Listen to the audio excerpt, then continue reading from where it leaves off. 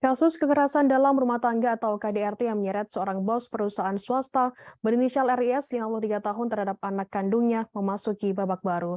Diketahui K atau KIY 39 tahun yang merupakan mantan istri RIS melaporkan tindakan kekerasan tersebut ke Polres Jakarta Selatan pada akhir September 2022.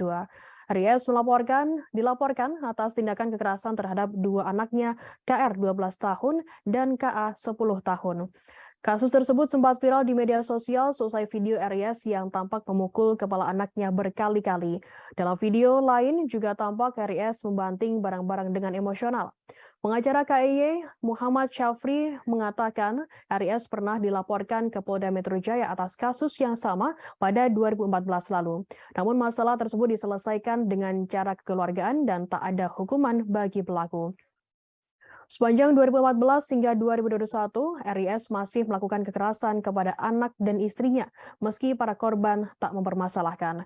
Safri mengatakan pihaknya kemudian menyerahkan barang bukti yang meliputi panci berukuran sedang, gagang alat pel, dan sapu ke Polres Jakarta Selatan. Sementara itu, kasus tersebut dilaporkan oleh KIY pada 23 September 2022.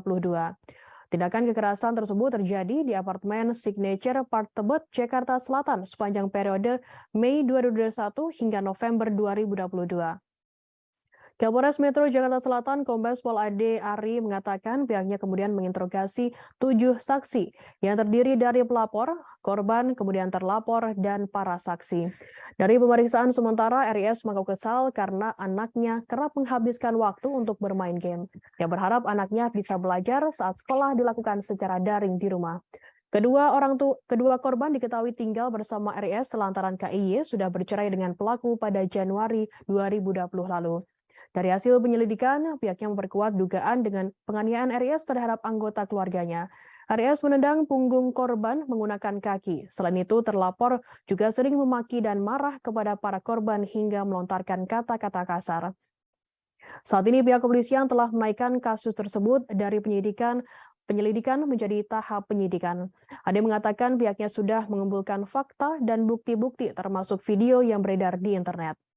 Terima kasih sudah nonton. Jangan lupa like, subscribe, dan share ya.